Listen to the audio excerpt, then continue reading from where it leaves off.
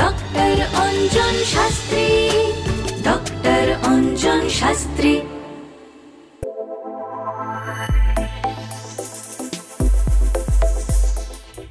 আগের একটি পর্বে আমরা আলোচনা করেছিলাম মাঙ্গলিক দোষ নিয়ে।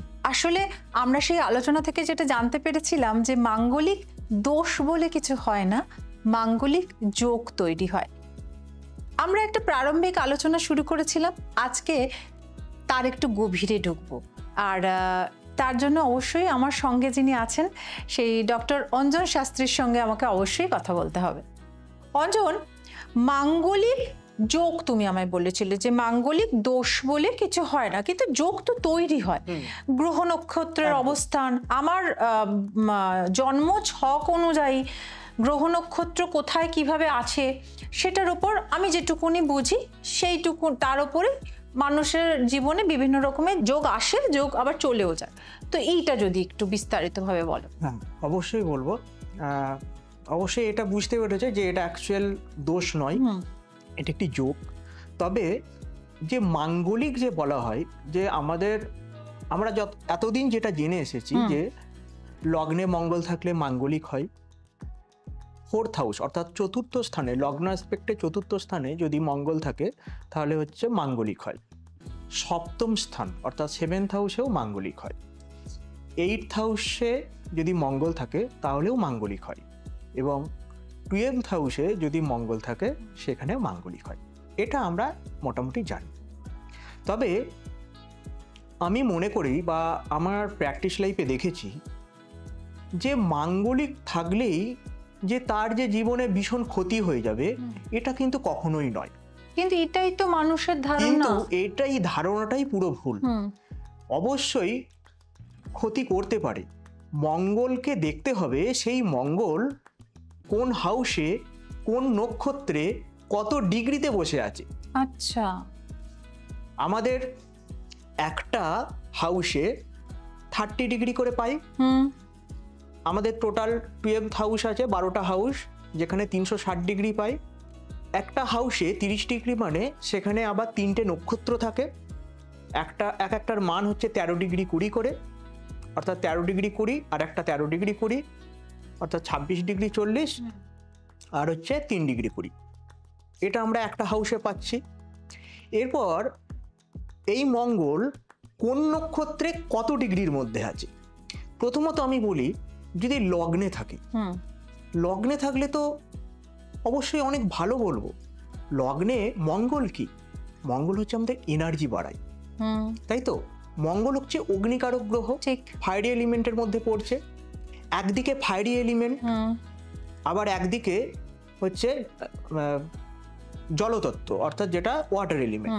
তাহলে এখানে আমাকে দেখতে হবে মঙ্গল কোন এলিমেন্টসের মধ্যে কানেকশন হচ্ছে। অর্থাৎ মঙ্গল সে জলে যাচ্ছে না বায়ুতে যাচ্ছে, অর্থাৎ এই জায়গাগুলো আমাকে দেখে নিতে হবে। কত ডিগ্রিতে বসে আছে, অর্থাৎ এখানে লগ্নে মঙ্গল থাকলে অনেক শুভ বলও প্রদান করে। লগ্নে মঙ্গল অর্থাৎ তার 7ম হাউসে দৃষ্টি দিচ্ছে। 7th হাউস আমাদের কি বিবাহ স্থান। তাহলে মঙ্গলটাই কি সব?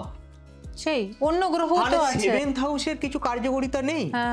7th হাউস থেকে আমরা যদি বিবাহ দেখি, সেই 7th হাউসের লর্ড, তার অধিপতি কোন গ্রহ, তার কি কোনো দাম নেই? সে কোন ঘরে অবস্থান করছে, সে কত ডিগ্রিতে অবস্থান করছে, এটা তো আগে বিচার্যের বিষয়।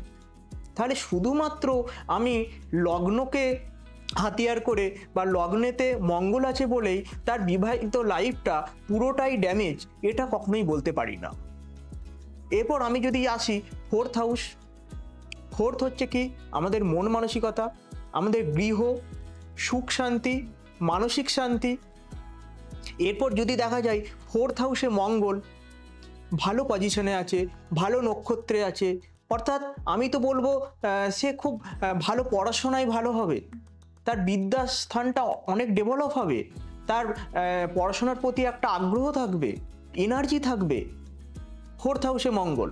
আচ্ছা, তারপরে আমি এখানের থেকে দেখতে পারি যে মঙ্গল অর্থাৎ কি ভূমিকারক গ্রহ বলি। তাহলে 4th মানে কি বাড়ি, গাড়ি, ঐশ্বর্য হচ্ছে আর কি, ঐশ্বর্য, সম্পত্তি তৈরি অর্থাৎ হচ্ছে। তার হ্যাঁ। এখানে যদি শুভ নক্ষত্রে থাকে, শুভ ডিগ্রিতে থাকে, তাহলে সেই 4th হাউস থেকে আমি অনেক বেশি বেশি একটা ভালো বেটার জায়গাতে যেতে পারবো, পড়াশোনায় অনেকটা বেটার হতে পারি, সেখান থেকে আমি ভবিষ্যতে কর্মের জায়গায় যাব, সেখান থেকে আমি হয়তো বিভিন্ন রকম অ্যাসেট তৈরি করতে পারবো, আমি ভূমি কিনতে পারি, আমি ফ্ল্যাট কিনতে পারি, আমি গাড়ি কিনতে পারি। তাহলে এখানে শুধু বলা হচ্ছে 4th মঙ্গল, প্রথমেই তোমার কাছে কেউ একটা ক্লায়েন্ট এলো, কেউ যদি বলে দেয় যে আপনার 4th হাউসে মঙ্গল, সব শেষ হয়ে গেল। তাহলে আমরা ভালো দিকগুলো দেখছি না, ঠিক। আমরা ভালো দিকটা খুঁজে পাওয়ার জন্য আমরা চিন্তা ভাবনা করছি। আমাদের আলোচনা চলতেই থাকবে, কিন্তু এই যে মানুষটি যিনি আমাদের এইভাবে সবসময় পাশে থাকছেন, সব সময় আমাদেরকে এই ধরনের গাইডেন্স দিচ্ছেন, তো তিনি তার কাজের জন্য পৃথিবীর বিভিন্ন প্রান্ত থেকে সম্মানিত, এবং তার কাজের যে সমাদর তিনি পাচ্ছেন, বহু পুরস্কারে উনি পুরস্কৃত হচ্ছেন। তো দেখে নেব তারই এক ঝলক।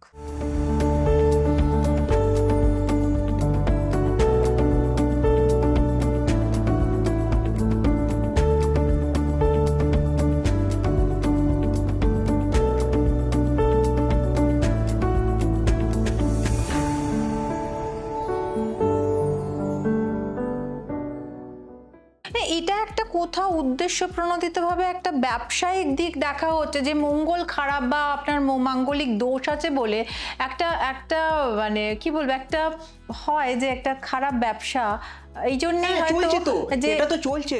আমি পরিষ্কার বলছি, এখানে অ্যাস্ট্রোলজিটাকে, এটাকে আমরা বিজ্ঞানের চোখে দেখব, এক্স্যাক্টলি তাই, আমি সায়েন্সের চোখে দেখব এটা।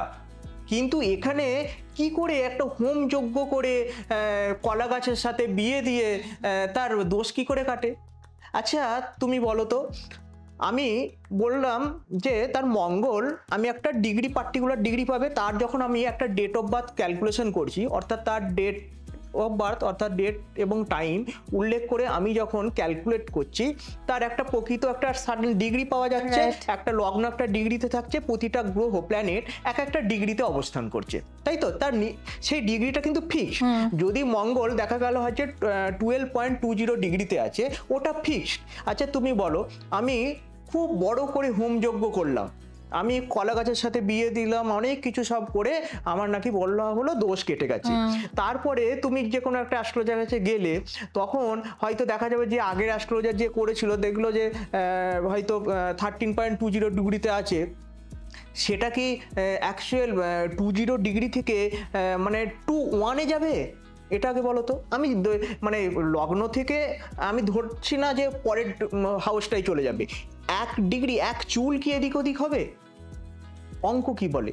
সেই সেমটাই এক জায়গাতেই দাঁড়িয়ে থাকবে, এক জায়গাতেই দাঁড়িয়ে থাকবে। অর্থাৎ আমি হোমযজ্ঞ করে এলাম, আমি আবার ডেট অফ বার্থ দিয়ে ক্যালকুলেশন করছি, মঙ্গল দেখা যাচ্ছে যেখানকার ছিল সেখানেই আছে, তার অবস্থান ঠিক একই জায়গাতে আছে। তাহলে কি করে চেঞ্জ হলো, কি করে দোষ কাটলো? সেটাই দোষটা তো, মানে যদি দোষই বলি, যেটা তুমি বারবার বলছো যোগ, সেটা তাহলে তো সেটা তো একই জায়গায় দাঁড়িয়ে থাকছে। তাহলে অ্যাকচুয়াল মাঙ্গলিক দোষ কাটে না, এটা মাথায় ভালোভাবে ঢুকিয়ে নিতে হবে। একদম। আসলে যেটা আলোচনা থেকে বারবার বেরিয়ে আসছে, অ্যাস্ট্রোলজি একটা অঙ্ক, এবং সেই অঙ্ক যে জ্যোতিষ যত সুন্দরভাবে করতে পারবেন, তিনি ততটা সফল তার গণনায়। তার আপনাকে যেটা বলছে করতে, তিনি আপনাকে সঠিক পথ দেখাতে পারবে না। সেই কারণে আমাদের সঙ্গে সবসময় আছে ডক্টর অঞ্জন শাস্ত্রী। আর এই ধরনের আলোচনা নিয়ে কিন্তু আমরা বারবার ফিরে আসব। আজকে কিন্তু মানে মাঙ্গলিক যোগের সমস্ত আলোচনা কিন্তু শেষ হয়নি। আগামী পর্বে আবারও ফিরে আসব আমরা এই মাঙ্গলিক যোগের আরও অনেক দিক নিয়ে। আপনারা এই ধরনের আলোচনা যারা শুনতে ভালোবাসছেন, তারা অবশ্যই ইউটিউব চ্যানেলটি সাবস্ক্রাইব করে নেবেন, বেল আইকনটি অবশ্যই প্রেস করবেন, তাহলে সমস্ত নতুন নোটিফিকেশন আপনাদের কাছে চলে যাবে। আর একটা কথা, অবশ্যই কমেন্ট করুন, আমাদের প্রশ্ন করুন, আপনাদের প্রশ্ন আমি পৌঁছে দেব অঞ্জনের কাছে, এবং অবশ্যই আপনারা তার উত্তর পেয়ে যাবেন। এবার যেটা আপনাদের আমাকে বলবার, সেটা হচ্ছে আপনারা যারা অঞ্জনের সঙ্গে যোগাযোগ করতে চাইছেন, অবশ্যই স্ক্রিনে যে নাম্বারটি যাচ্ছে সেখানে ফোন করতে পারেন। অ্যাস্ট্রো অঞ্জন বলে একটি অ্যাপ আছে, যেটি আপনি অবশ্যই আপনার ফোনে ডাউনলোড করে নিতে পারেন। তাহলে সেখানে অনেক কিছু ফিচার্স আপনারা পেয়ে যাচ্ছেন, অনেক কিছু, বাংলা ক্যালেন্ডার থেকে আরম্ভ করে এভরিথিং আপনারা সেখানে পাবেন। এবং ওখান থেকে অঞ্জনের সঙ্গে যদি আপনারা দেখা করতে চান, সেই অ্যাপয়েন্টমেন্টও কিন্তু আপনারা পাবেন।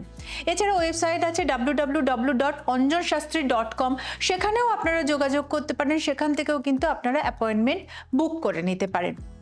আর এছাড়া সাক্ষাতে যারা ওর চেম্বারে এসে পৌঁছতে চাইছেন, যেটা হচ্ছে রাসবিহারী অ্যাভিনিউ, এদিকে বাগুইহাটি, ওদিকে আরামবাগ, মেদিনীপুর, বাঁকুড়া এবং বর্ধমান, এই সমস্ত জায়গাতেই ওর চেম্বার আছে, সেখানেও আপনারা পৌঁছে যেতে পারেন। ডক্টর অঞ্জন শাস্ত্রী।